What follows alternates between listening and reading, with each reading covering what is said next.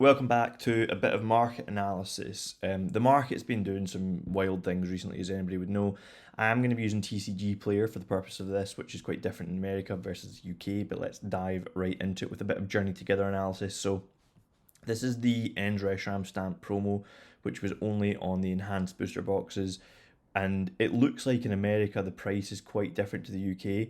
So again, take it with a pinch of salt. I think there was a lot more supply of the enhanced booster boxes in America versus the demand. So this has dropped to about a $10 card. And again, if these were £8, I would be snapping them up. Let me just check what the price is in the UK. This card in the UK is still about a £28-30 card. So again, like if this was like this would be like the equivalent of like £8 right now, I'd be snapping these up. I know that it looks like the only one that you can buy actually at this point in time is $23, but it does look like there was quite a lot of cards being sold per every couple of days. So it looks like this should be a fairly accurate price in America. Again, it's one that I certainly be picking up. I think just because it is stamped, regardless if the set is looked on fondly in the next 6 to 12 months, I think that long term this set should do well. The reintroduction of Owner's Pokemon. Also from Journey Together, we've got the Wailord, which was I guess quite a strong artwork from the set, and much like the rest of Journey Together, the hype just basically was too high to begin with, and I think prices were far too high. However, I think that for this card to be selling in the $15 range is a bit mad. I think it should be more expensive than that. I know that all of illustration rares took a hit. They were just too high, which again makes complete sense. But for this Wailord to be like a hit out of one of the new sets, and you're definitely not going to get one every 4 packs or so. In my opinion, it should be more expensive than 4 packs. I think that what will hold this back slightly is the printing quality issues that I saw anyway with Journey Together. I certainly wasn't pulling many pack fresh PSA 10 quality cards. The Articuno from Journey Together as well has taken quite the nosedive. It should be more expensive than the Wailord, just given the fact of the Articuno. It's obviously a fan favourite Pokemon. It fits in nicely with the fact that we've got Ethan's Ho-Oh as well. We've had the 151 Zapdos, so also the Team Rockets Ho-Oh. So we're getting lots of nice sort of artworks of these legendary birds, which again is makes sense as to why the price is where it's at in terms of being higher than the Wailord. I do still think though that this will bounce back over time. I think that it's a great artwork for Articuno. If anyone's a fan of Articuno or the three birds, then they will want to be picking this up as time goes on. And we've got the regular Ends Reshiram here, which was just to highlight the fact that the one from the pack in America is actually around about the same price, maybe a bit more expensive, because it doesn't have the stamp on it, which I think is wild. Again, it just shows you how the different markets in terms of US versus UK can be very different. For us, the stamped one is more expensive than the regular. The Salamence EX here, this again, like all Journey Together, is taking a bit of a drop. We're sitting around that sort of $90-ish range, which is probably about right. I think I picked mine up off eBay for slightly cheaper than it was meant to be. It was like one of the cheaper listings for about £60. So that's probably the equivalent of about $80. So slightly cheaper than this, which I think was a great buy. Again, I think people were in a rush to sell when they saw that Journey Together wasn't doing as well as they'd hoped. Again, it's got to be done. It's got to be good long term. Like, it's an SIR. It's an expensive card. It's a strong artwork. Like, I can't see this not doing well. What unfortunately hit me negatively was the fact that the English dropped so hard meant that the Japanese was bound to drop as well. So I've got a PSA 10 of the Japanese, which hasn't sold yet in a couple of weeks for £85. So again, that's just an unfortunate one where I'll probably end up taking a bit of an L. I'll probably end up breaking even or so, but I think it could have done better. The Lily's Clefairy EX on the pre-sale. I think this was actually selling for the £300 to £400 range. Now we're sitting around that 150. I think it's a good buy at that. Look, I pulled mine out of the booster box. I'm personally like I'm not that big a fan of whenever you have like these waifu girls in them or whatever you call them.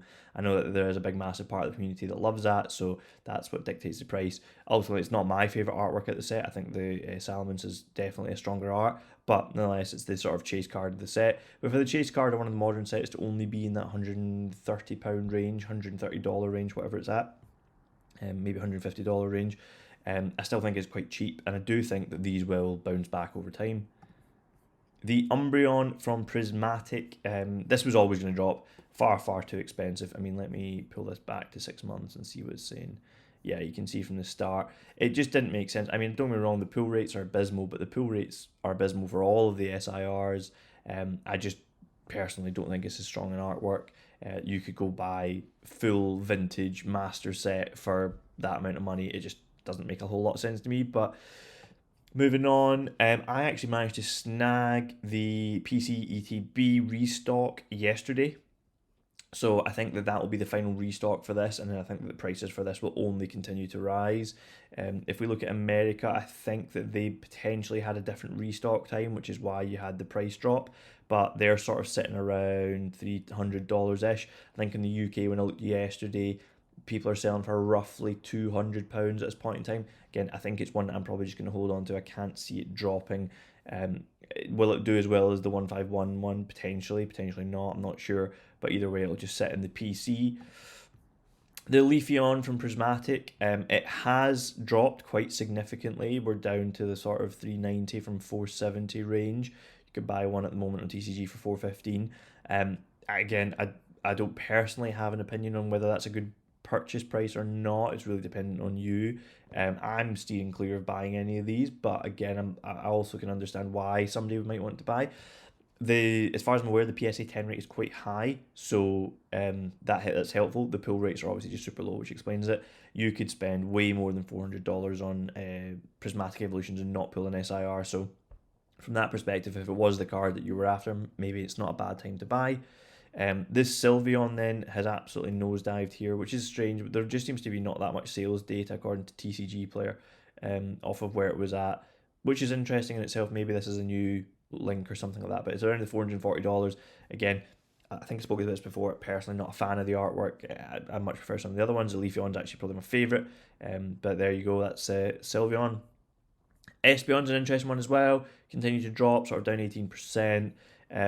We're one of the cheaper ones in terms of where the market price, according to TCG Players, at 340-ish. If you wanted to buy one today, it's 430 nearly. Probably one of the better ones, better than Sylveon in my opinion. Flareon, one of the cheaper ones, always going to be one of the cheaper ones. I think it's not as hyped as some of the other evolutions, but it does look there's quite a lot of sales data around that $300 mark. Again, odds are if you open $300 worth of packs, you're not going to pull this, so potentially not a bad buy. Vaporeon, again, has nosedived according to the graph, but it does look like we're back to sort of February levels. So we saw quite a sharp spike in most cards, sort of February, March, maybe Jan, Feb, March, which again makes sense with this. It did shoot up in accordance. I'm not going to be touching that for $400, but same goes as for the previous ones. Now this is an interesting one, a bit of an outlier. So this was a Roaring Moon, which is another SIR from Prismatic. It seems to have only increased in price, which I think is interesting. I think this was probably a bit undervalued because everybody was focused on the evolutions, and people weren't looking at the fact that this of the art, it's the same artist who did the Magikarp as well as the ETB promo from Surging Sparks, not to mention the pull rates. Again, I think that if you were able to go back in time and if this was $150 on release, you would probably pick this up for $150 quite happily, knowing what we know now about the pull rates. The Glaceon, which I've got raw sitting for $300, looks like one of the cheaper ones now. Again, it's actually relatively not dropped as much in terms of cost. You're sort of only $20 off. Yeah, $30 off, where it was back in March. If I pull this back to 6 months, let's see what it's saying. Yeah, it's actually not dropped that much in comparison, so this looks like relatively stable in comparison to the other ones, maybe because it's less hyped, but either way, $300 doesn't seem awful. I wanted to compare the Japanese Roaring Moon. Again, this was one you guys would have seen I bought quite a few of. Very volatile in terms of what it's been doing. We saw that sort of Jan spike, a bit of a dip here, and then we've had this sort of, the whole market's kind of started to do a bit of this, or most of the market started to do this from April onwards, which is fine. So we're down to the sort of $22 range. I think that's a great buy, you know. I think I was picking them up for maybe the $25 range-ish. But again, you're talking about a hit out of a booster box, and if it's not going to be an evolution, it could be this guy. And then for $25, it's like, are you buying a booster box for less than that? No. So I don't think that's an awful buy at all at 20-ish. If you can pick them up, it looks like quite a lot are selling for 22. Not bad at all. Another one I picked up lots of was the Raging Bolt from Terrestrial. Looks like it has dipped a bit, but not massively. We're kind of back to the levels that you were in December. It only rose by a small amount. We're sort of in that $13 range. If I remember rightly, I was probably picking them up for about that. So we're not far off of where I was buying. Again, I just think it's an artwork that'll do well long term. Probably not an awful pickup at £10. Exact same rationale. It's a hit from the booster box. Interesting one here, Surging Sparks Latias. The reason I wanted to bring this up is because I got mine back in PSA 9 and I was just quite surprised at how much it dipped. Um, I'm going to go on to the Pikachu as well next, but you'll see obviously massive dip here over the last 6 months from that sort of January spike where I mean it's like what it says it's like $30-40 down. You can buy one for 175 at the moment. MTP card shop, interesting.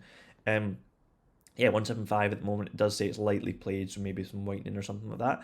But I think when I priced up my PSA 9, if I wanted to sell it, it would only be about £130, £140. So I think it's actually even cheaper in the UK than it is in America. So again, if you think about it, this is one of your chase cards out the set. Booster boxes are worth more than 130, 140. Raw is probably not a bad price. I don't know if it can go much cheaper. People were incredibly excited about this artwork. It's just the reprints, I think, that have caused the price to drop. So long term, it's like, will we look back and say you could have bought the second highest chase card for less than the price of a booster box? I don't know. Personally, I'm holding on to mine anyway. I won't be selling mine.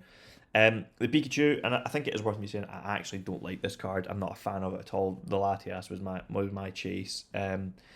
People do like it, I get that. So everybody creates their chase cards. But as far as Pikachu artworks goes, not my favourite. It's nosedived, to say the least. It looks like quite a lot has been selling around that 280, 290 mark. You could buy right now for 320. It was up at the 500 mark. And I think in the UK, I want to say it was selling for maybe 4 to 500 as well at one point. I don't know exactly what it's going for now. I know it's in the 200s anyway. Um, Look, if it's your chase card and you're absolutely obsessed with it, then it might be the right time to buy. Same scenario, you're sort of buying for 1.5 booster boxes at this point in time. It's like, what are the odds of hitting that in 1.5 booster boxes? In my experience, not great. So again, it's like buy singles over sealed, or buy singles over packs. If you're going to buy sealed to store it, very different conversation. Moving on to the 151 Charizard. I guess I wanted to highlight this because if you look over the year, sort of pre-hype time last year, as I was sort of getting back into things, it was about a £90 card, $120 card, which makes sense. Peak sort of spike for Feb, it was like just under 300 raw, and then we're back down, and it does look like it's sort of maybe stabilizing here according to the TCG player graph. I think that in the UK, I want to say you can pick this up for about 200 or maybe just under £200, which I think is not a bad price if you are looking to pick one up. I know that the 151 master sets have stabilised quite a bit in price. So from that perspective, it might not be an awful time to go get yourself the Charizard. I think that's been helped by the market dip, but also there's been quite a few restocks. So I know that Amazon has had Blooming Waters. I know that Smiths has had some booster bundle restocks. I know that Zave also emailed to say that they were expecting to get some booster bundle restocks. I can't imagine they're going to be printing 151 much more because I know that they are moving out of Scarlet and Violet after the coming up Black and White sets. So into like surely they're not going to be printing 151 once you're done with Black and White, which is the end of the Scarlet and Violet era. That's my expectation. So I can't imagine this is going to go a whole lot lower unless the market really, really crashes, which I don't think it will personally, but we'll see. Then it wouldn't be a sort of market update without having a look at these Sword and Shield booster boxes. So if I was to show you Chilling Reign, again, this is I think sparked by the announcement that Scarlet and Violet will be finishing after the Black and White sets. But if you look here, obviously you were sort of roughly where you would expect it to be for an older set coming up to September, October, and then into the peak. We are climbing, but not massively. And then out of nowhere, you've seen this huge jump, and that's in the last 3 months. So March, $300, $300. Now you're up to 440. It's steep. Chilling Reign is a good set. It's an expensive box. I guess this is for sealed collectors only. Look, it's not as steep as the one I'm going to go on to next, but just be wary that if you are buying now, you are buying after a significant increase. It's not to say it won't increase more. I'm not going to say that because, again, we do expect them to not be reprinting this now.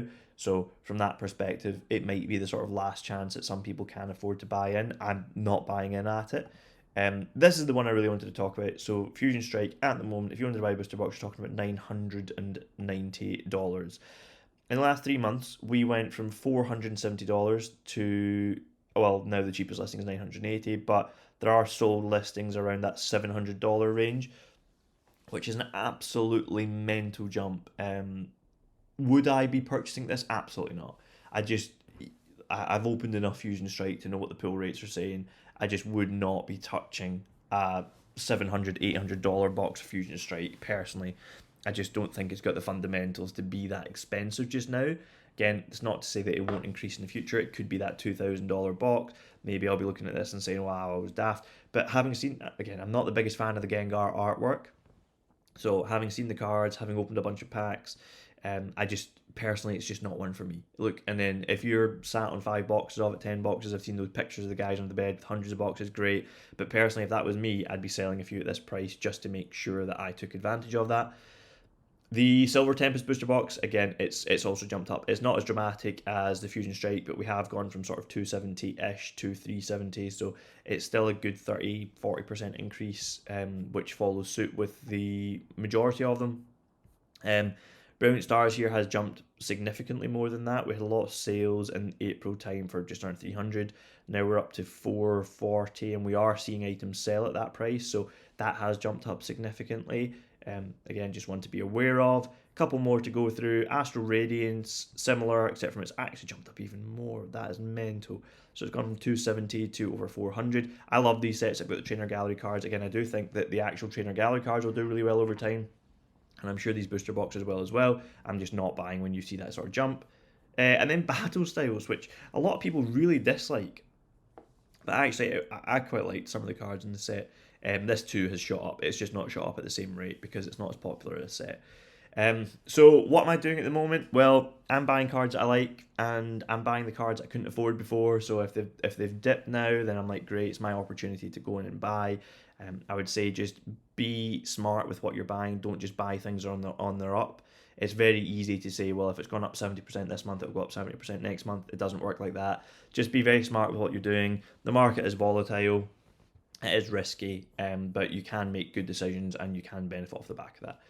But if you did enjoy, make sure to subscribe to the channel, drop this video a like, you can follow me on socials, you can follow me and whatnot, everything will be linked in the description, and I'll see you very soon with another video.